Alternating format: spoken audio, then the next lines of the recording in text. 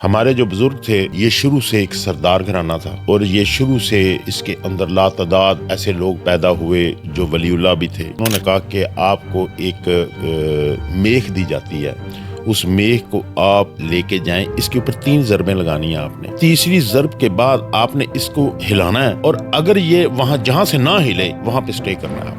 قصور اس سے پہلے ایک نام ہے روہے وال، یہ اس کے نام سے مشہور تھا۔ لکھی جنگل اس وقت کا مشہور ترین جنگل تھا، اور یہ جنگل صرف قصور کے اندر ہی نہیں تھا، یہ جنگل تمام ایریا میاں چنو تک اور یہ جنگ تک اور یہ سارا پھیلا ہوا تھا۔ اسی لیے اس علاقے کے یہ جتنا ایریا آپ جائیں گے، اکاڑا یہ والا جس کو کہتے ہیں، یہ جانگلی ایریا، یہاں پہ ایک انہوں نے یکاتوت کی طرح ایک اپنا طرز زندگی رکھا۔ اس کا ایک عجیب و غریب سٹائل تھا، وہ اس سے پہلے ہندوستان کے اندر اس طرح کی رہائشیں نہیں تھی۔ وہ یہ تھا کہ ہر نواب ایک انڈیپینڈنٹ جگہ، ایک انڈیپینڈنٹ قلعے کے اندر رہتا تھا۔ میں یہ سمجھتا ہوں کہ اگر قصور کے پٹھان نہ ہوتے تو جس خطے میں آپ بیٹھے ہوئے ضلع قصور، یہ قصور جو ہے یہ شاید ہندوستان کا حصہ ہوتا۔ رنجیت سنگھ نے قصور کو، روئے وال کو جڑوں سے اکھاڑ دیا، کوئی بلڈنگ نہیں رہنے دی، ایچ اینڈ ایوری تھنگ اس نے ڈیمولش کر دی۔ جو بن گئے وہ بن گئے، جو رہ گئے وہ رہ گئے، اور وہ جو رہ گئے ان کے نام آج بھی قائم ہیں، وہ بلڈنگیں نہیں ہیں۔ ہمارے جو بزرگ تھے وہ افغانستان سے، وہ علاقہ ہے غزنی کے قریب یکاتوت۔ شہنشاہ بابر کے ساتھ ہمارے جو بزرگ تھے وہ افغانستان سے چلے کابل، اور کابل سے چلے اور یہاں آئے۔ یہ 3 پٹھان ٹرائبز تھے، ایک یوسف زئی اور ایک جمانس اور ایک عثمان زئی سے۔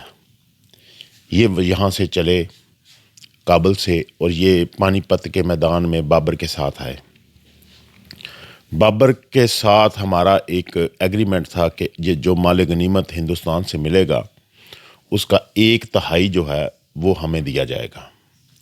لیکن جب ہندوستان کے اندر آیا تو شہنشاہ بابر اپنی بات سے پھر گیا۔ شہنشاہ بابر نے، ہمارے بزرگوں نے ان کو بارہا اس بات کی یاد دہانی کرانے کی کوشش کی کہ آپ کا ہمارے ساتھ ایک وعدہ ہے، وہ نہ ہوا، لیکن بابر ہمارے ساتھ اس کے لیے وعدہ وفا نہ کیا اس نے۔ فائنلی 1580 کے اندر شہنشاہ اکبر نے ہمارے بزرگوں کو اپنے دادے کے وعدے کو ایفا کرتے ہوئے اس نے ایک پروانہ رادری دیا، اور ان کو دیا کہ یہ ایک علاقہ جو آپ پسند کریں وہ علاقہ آپ کو دیا جائے گا۔ ہمارے جو بزرگ تھے یہ شروع سے ایک سردار گھرانہ تھا، اور یہ شروع سے اس کے اندر لاتعداد ایسے لوگ پیدا ہوئے جو ولی اللہ بھی تھے، جو مذہب کے ساتھ خاص لگاؤ رکھتے تھے۔ اس کے علاوہ فنون ضرب و حرب کے اندر بھی وہ ایک مشاق ان کی حیثیت تھی، اور علاقے کے اندر بھی ان کی ایک سیاسی مسلمہ حیثیت تھی۔ جب وہ یہاں پہ آئے تو ایک ہمارے بزرگ تھے، تو انہوں نے کہا کہ آپ کو ایک میخ دی جاتی ہے، اس میخ کو آپ لے کے جائیں، اس کے اوپر 3 ضربیں لگانی ہیں آپ نے، تیسری ضرب کے بعد آپ نے اس کو ہلانا ہے، اور اگر یہ وہاں جہاں سے نہ ہلے وہاں پہ سٹے کرنا ہے آپ نے۔ تو جب یہ دلی سے، پہلے ان کا ارادہ تھا فردر ساؤتھ کی طرف جانے کا، لیکن وہ بزرگوں کی ہدایت کے اوپر یہ وہاں سے چلے، تو دلی سے ٹورڈز لاہور آتے ہوئے انہوں نے 2 جگہ میخ لگانے کی کوشش کی، لیکن وہ میخ فکس نہیں ہوئی زمین کے اندر۔ تو یہ آ گیا، یہ ستلج کے جو اپوزٹ سائڈ ہے، انڈیا سائڈ، اس وقت وہاں پہ انہوں نے میخ لگانے کی کوشش کی، تو ان کو لوگوں نے بتایا کہ یہاں پہ کچھ لوگ پہلے پہاڑوں کے رہنے والے موجود ہیں، آپ وہاں پہ چلے جائیں۔ تو یہاں پہ قصور اس سے پہلے ایک نام ہے روہے وال، یہ اس کے نام سے مشہور تھا۔ یہ جس علاقے میں ہم بیٹھے ہوئے ہیں، نہیں، روہے وال وہ علاقہ وہ اور تھا، اس کو لکھی جنگل، یہ شکرپور تھا۔ اور یہ جو اب میں تھوڑی سی اس کی بھی سیاسی حیثیت بھی آپ کو بتا دوں کہ یہ تغلق دور سے جو دریا ستلج ہے نا، یہ ایک بارڈر کی حیثیت رکھتی ہے، کہ اس کا جو ساؤدرن بینک ہے نا وہ حکومت کا ہے، یعنی اس کو کہتے ہیں کہ یہ ڈیولپ ایریا جہاں پہ حکومت کی ریٹ تھی، اور جو اس کا ناردرن بینک ہے نا جس کے اوپر ہم بیٹھے ہوئے ہیں، یہ شروع سے ایک جنگلی حیثیت رکھتا تھا. یہ لکھی جنگل اس وقت کا مشہور ترین جنگل تھا, اور یہ جنگل صرف قصور کے اندر ہی نہیں تھا, یہ جنگل تمام ایریا میاں چنو تک اور یہ جنگ تک اور یہ سارا پھیلا ہوا تھا. اسی لیے اس علاقے کے یہ جتنا ایریا آپ جائیں گے, اکاڑا یہ والا جس کو کہتے ہیں, یہ جانگلی ایریا ہے. لینگویج بھی ان کی ڈیفرنٹ ہے, اور یہاں پہ حکومت کی رٹ بھی نہیں تھی. یہاں پہ بے شمار ڈاکو ڈکیت اپنے وقت کے اندر پیدا ہوئے. آپ تاریخ کو جیسے دہرا کے دیکھیں, نظام لوہار یہاں پہ, اور وہ جو ریبیلینس تھے وہ بھی یہیں پہ تھے. کھل صاحب بھی یہیں پہ ہوئے, دلہ بٹی بھی یہیں پہ ہوا, اپنا ملنگی بھی یہیں پہ ہوا, یو نیم اٹ, سارے ریبیلینز اور وہ ڈیکٹیٹس وہ سب یہیں پہ تھے. وہ جب ہمارے بزرگ یہاں پہ پہنچے 1580 کے اندر, تو انہوں نے جو میخ لگائی نا تیسری, تو وہ انہوں نے یہ ساؤدرن بینک کے اوپر لگائی. وہ میخ پھنس گئی. تو روح کہتے ہیں پہاڑ کو, روہے وال پہاڑیوں کے رہنے کی جگہ. تو وہ ہمارے جو بزرگ آئے انہوں نے اس کا نام اس کے بعد قصور رکھا. روہے وال کو چھوڑ کے ان کا نام رکھا قصور, اور وہ جو شکر پور تھا اس کا نام بھی چینج کر کے قصور رکھ دیا گیا. یہ جو ایریا لکھی جنگل تھا, یہاں پہ ایک ڈکیت تھا, اس کا نام تھا پیرا بلوچ. ہمارے بزرگوں نے آ کے پیرا بلوچ کے ساتھ ایک لڑائی کی, اور اس کے بعد انہوں نے یہاں پہ اپنا کیمپ لگا دیا.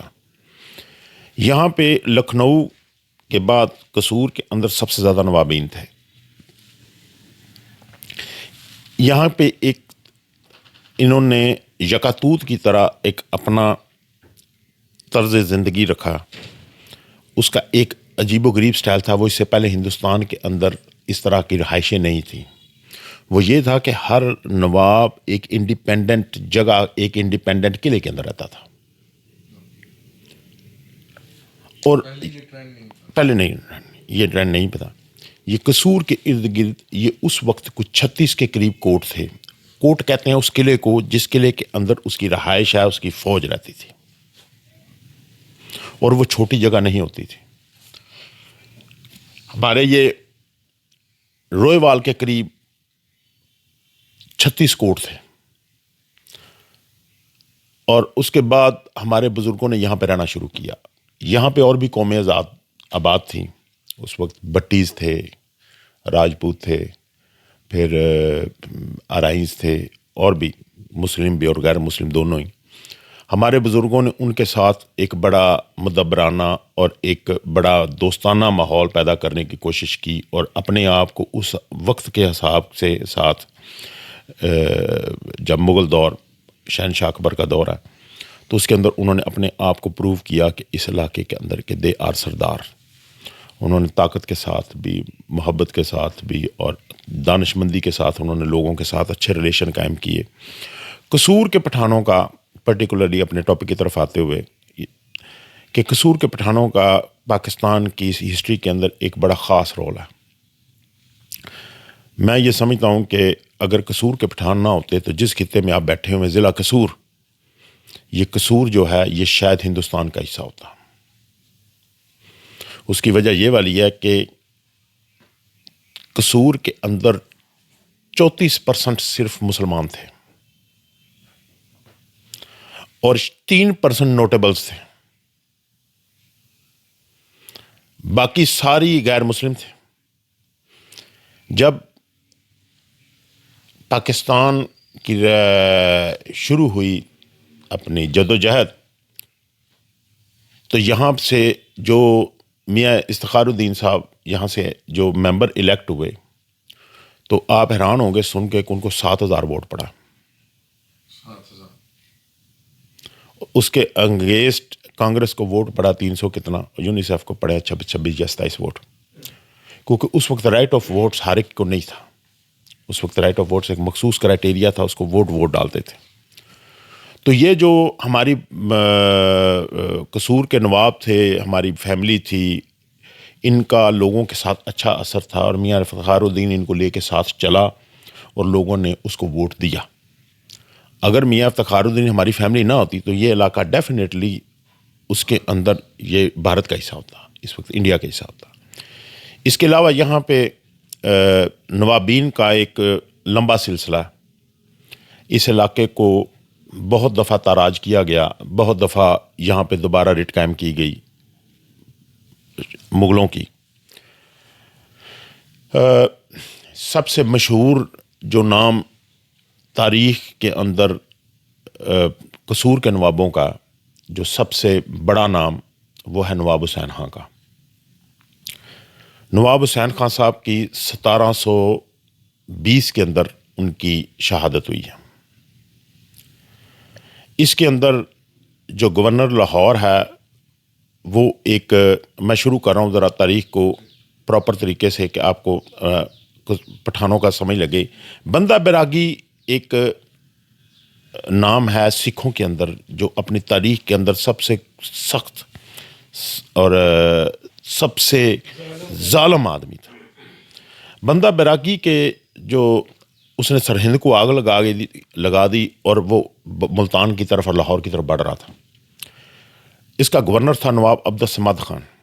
نواب عبد الصمد خان کو خوف پیدا ہوا کہ یہ شاید لاہور کو کیپچر کر لے.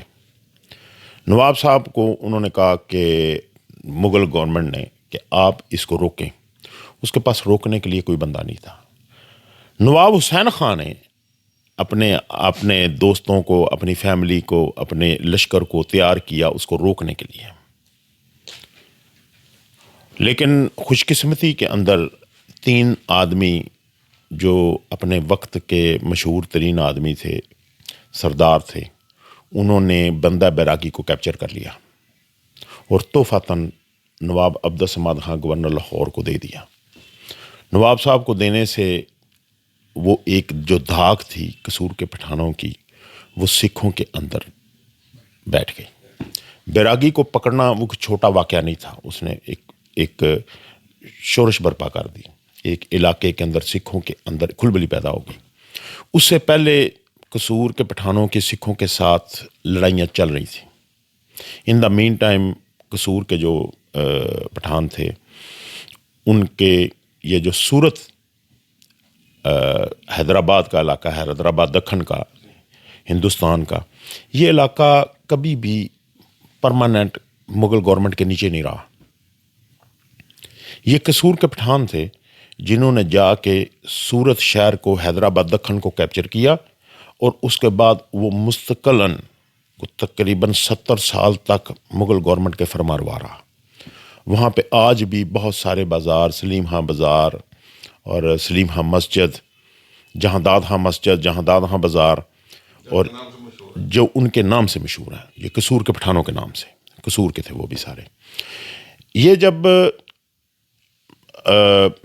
نواب حسین خاں کی شہادت ہو گئی، اس کے بعد یہاں پہ ایک واقعہ ہوا کہ یہاں پہ ایک ہمارے جو بزرگ تھے، پہلے جیسے میں نے پہلے عرض کی کہ یہ ہندوستان کے اندر ایک مذہبی رجحان رکھتے تھے، اور ان کے کچھ بزرگ ان کے اندر ہوئے جنہوں نے ان کو صاحب کشف بنایا ہوا تھا. انہوں نے ان کی دعا سے ہوئے. ہمارے بزرگ شروع سے ایک چشتی سلسلے کے اندر مرید آ رہے تھے. یہاں پہ ایک واقعہ ہو گیا، شیر گڑھ کے جو پیر مشائخ تھے ان کی ڈیتھ کر دی، ان کو قتل کر دیا، ان کو سٹیب کیا سکھوں نے. وہ ایک چپکلش پٹھانوں کے ساتھ سکھوں کی بڑھ گئی کہ پٹھانوں نے بڑھ کے ان کے گرو کو مار دیا.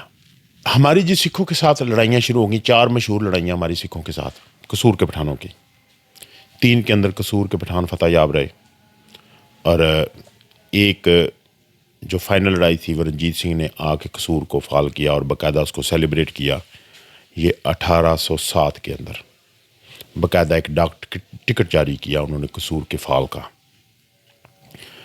جو سکھوں کے ساتھ ہماری جو یہ چپکلش تھی، اس علاقے کو فائدہ یہ ہوا کہ قصور کے اوپر ان کا فوکس رہا، اور دائیں بائیں جو چھوٹی چھوٹی قومیں تھیں جو غیر مسلم تھے یا مسلم تھے، تو وہ ان کے دستبرد سے محفوظ رہے. لیکن یہاں پہ 2-4 برادریاں ایسی بھی تھیں جن کے ساتھ ان کا نہایت ہی بے رحمانہ ان کا سلوک رہا. رنجیت سنگھ کا. لیکن رنجیت سنگھ سے پہلے میں جو اس سے پہلے کچھ ایک سب سے بڑا نام ہے قصور کے اندر جو قصور کو نقصان پہنچایا وہ تھے بھنگیز. جو بھنگیز تھے کیونکہ احمد شاہ ابدالی کے حملے ہو رہے تھے مسلسل ہندوستان کے اوپر اور 4 دفعہ وہ قصور آیا.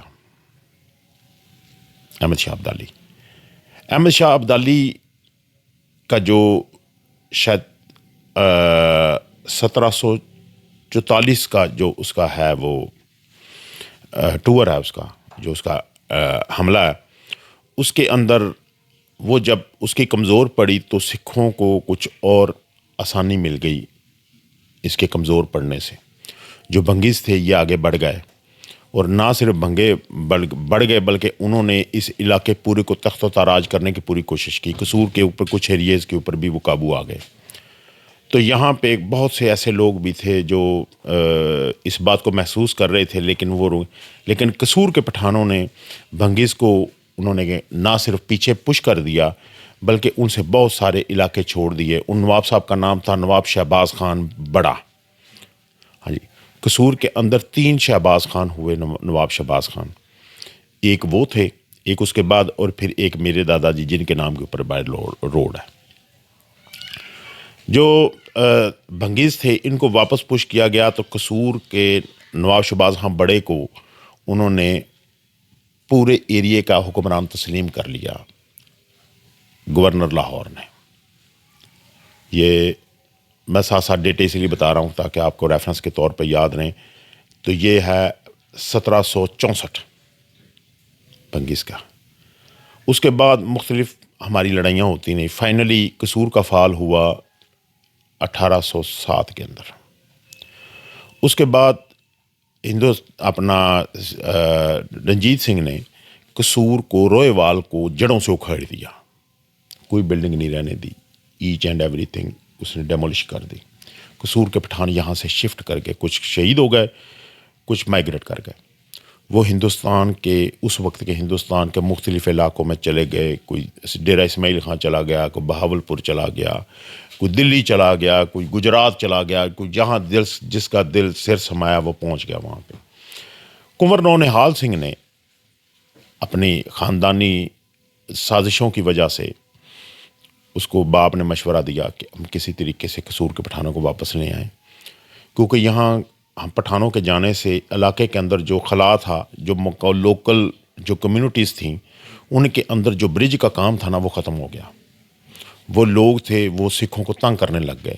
ان دا مین ٹائم سکھ بھی کمزور پڑنے شروع ہو گئے کیونکہ سکھوں کی اور انگریزوں کی آپس میں لڑائیاں شروع ہو گئیں.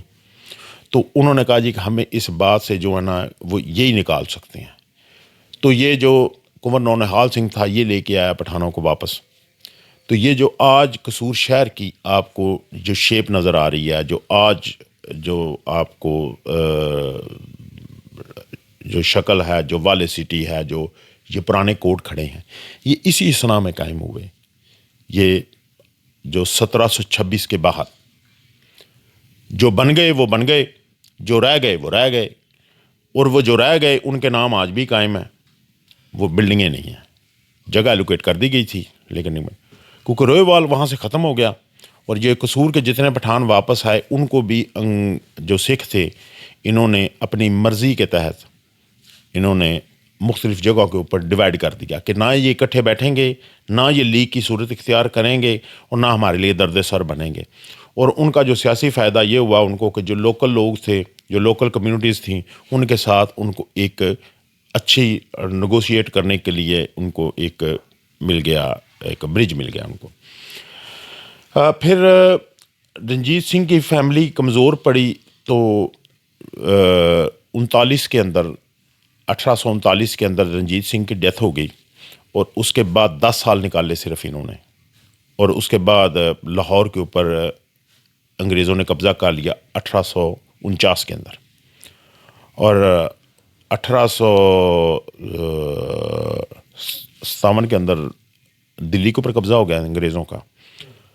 اور اس کے بعد پھر یہاں پہ ایک برٹش رول کا ہو گیا. برٹشرز کے ساتھ بھی یہی مسئلہ تھا کہ لوکل کمیونٹیز کے اندر ان کو ایڈریس کرنے کے لیے کوئی چیز نہیں تھی، تو ان کے پاس اونلی آپشن پٹھانس جو نواب سے قصور کے یہی تھا، کیونکہ جو لوکل لوگ تھے یہ ان کی مدد کرتے تھے، وہ ان کی عزت بھی کرتے تھے، اور یہ جو تھے انگریز ان کو نیچے وہ جا نہیں سکتے تھے۔